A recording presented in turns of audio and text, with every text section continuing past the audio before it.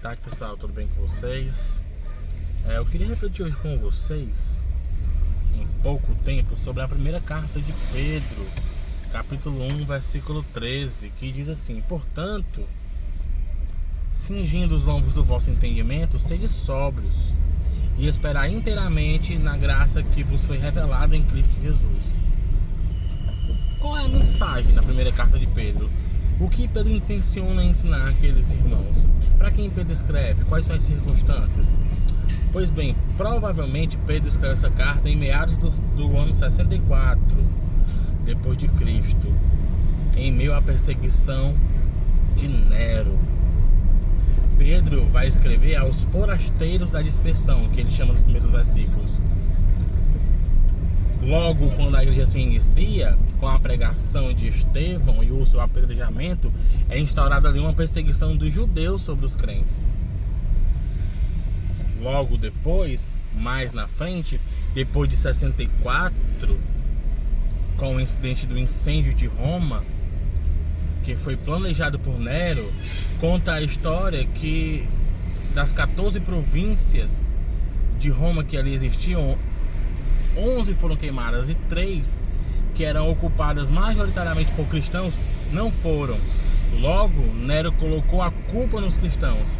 Mas nós sabemos com a história que aquele incêndio foi provocado na verdade por Nero, que por sua megalomania queria criar uma cidade do zero, uma cidade só dele, com as suas ideias de uma cidade brilhante, para ter assim, como é que a gente pode dizer? Para ter os méritos daquela cidade, né? Foi baseado apenas em sua loucura. E como não foi bem visto pelos seus conterrâneos, ele colocou facilmente a culpa nos cristãos. Daí iniciou-se uma perseguição ferrenha àqueles irmãos que eram costurados com peles de animais, jogados às bestas, eram colocados em postes, tocado fogo neles para assim fazer a iluminação pública.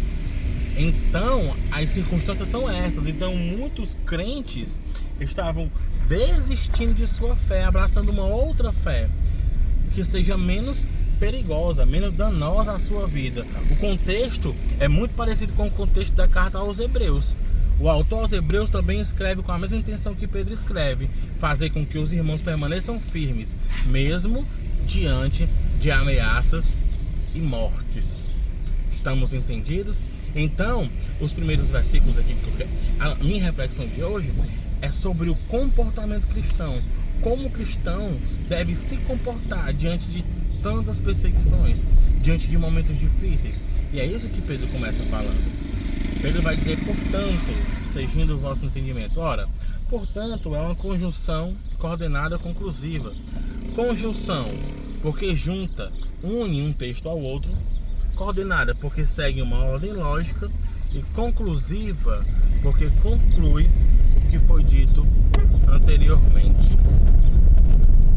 Então, toda vez que a palavra portanto aparecer nas escrituras, temos que dar um passo atrás e ver o que foi dito anteriormente. Pedro está falando para aqueles irmãos que são forasteiros, que assim como o ouro que é purificado por fogo redunda em um ouro melhor, assim também a nossa fé, purificada pelas perseguições e provações, redunda em uma fé maior e melhor, porque nós temos uma esperança de uma glória maior do que as provações que enfrentamos neste momento. Os primeiros 12 versículos da primeira carta de Pedro é disso que se trata. Então Pedro fala: portanto, diante disso, cingindo os lombos do vosso entendimento. O verbo cingir aqui está no gerúndio, está no presente contínuo. Não é cinjai ou cingiam, não, está no contínuo. É cingir o tempo todo, viver cingindo os lombos do entendimento. E aqui ele vai usar uma catacrese do nosso português, uma figura de linguagem chamada catacrese. Entendimento não tem lombo, né? Ele está usando uma metáfora aí.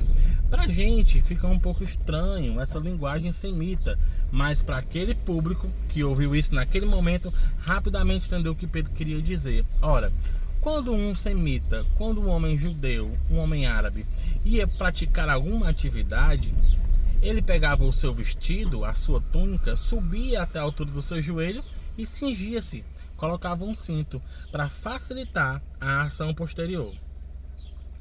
Então, cingir significa se preparar para uma ação. Diante das perseguições, eu tenho que estar com a minha mente preparada para a ação. É isso que Pedro está querendo dizer.